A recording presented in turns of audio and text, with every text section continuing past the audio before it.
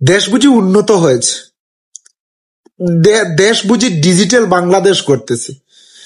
এইখানে মানুষ মরতেছে, ওইখানে মানুষ মরতেছে, কেউ কাউকে মারতেছে, কেউ কাউকে জেলে ঢুকাইতেছে, কেউ কাউকে মানে গুম করতেছে। দেশ বুঝি উন্নত হইতেছে? বালের দেশ ভাই উন্নত হইতেছে। বহির্বিশ্বের দিকে তাকিয়ে দেখুন না, এক দেশে যদি একটা প্রাণ যায়, সেই প্রাণটা কেন গেল তারা সেটা যাচাই করে খুঁজে বের করে।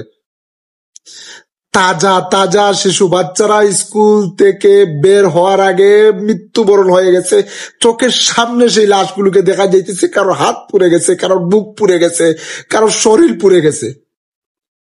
তারপরও আমরা বলি আমাদের ডিজিটাল বাংলাদেশ।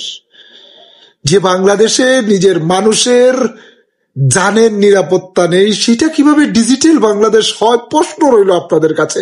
জানি আপনারা এখনো পর্যন্ত মুখ চাপা দিয়ে বসে থাকবেন, আপনাদের কথা বলার সাহস নাই, আপনারা কথা বলতেও চাইবেন না।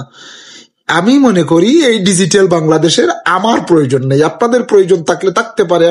ডিজিটাল বাংলাদেশের আমার প্রয়োজন নেই। আমার প্রয়োজন প্রত্যেকটা নাগরিক সুস্থভাবে চলাফেরা করতে পারবে, প্রত্যেকটা নাগরিক বুক ফুলিয়ে দেশে চলাফেরা করতে পারবে। না হলে কিসের চলাফেরা, কিসের যান, কিসের নিরাপত্তা? তাজা শিশু বাচ্চাদেরকে স্কুল কয়েক সেকেন্ডের ভিতরে স্কুল ছুটি হয়ে যাবে, মারা হাহাকার করে কান্নাকাটি করতেছেন, তাদের ছেলে সন্তানদেরকে খুঁজে বেড়াইতেছেন, কাউকে পাইতেছেন না, অথবা কারোর লাশই পাওয়া যাইতেছে না, পুরো চাই হয়ে গেছে। আর আমরা সবাই বলি আমাদের দেশ ডিজিটাল বাংলাদেশ। যে চীন যে বিমানটা ফেলে দিয়েছে তাদের কাছে অকজ, সেই বিমানটা আমাদের বাংলাদেশের অত্যাধুনিক একটা বিমান। লজ্জা করে না? লজ্জা কি এখনো করে না? এখনো ডিজিটাল কি আপনি বলবেন যে বাংলাদেশ এখনো পর্যন্ত ডিজিটাল বাংলাদেশ?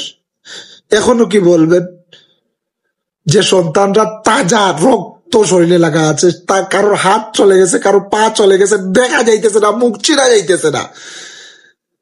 তারপরও কিছু সংখ্যক মানুষ এসে বলবে যে আমরা বাংলাদেশটাকে ডিজিটাল বাংলাদেশ গড়ার জন্য চেষ্টা করতেছি। আসলে কি লজ্জা নাই তোমার?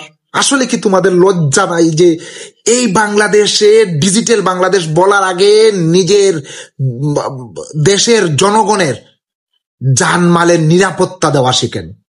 আগে জানমালের নিরাপত্তা হবে, তারপর ডিজিটাল বাংলাদেশ গড়ার জন্য চেষ্টা করবেন।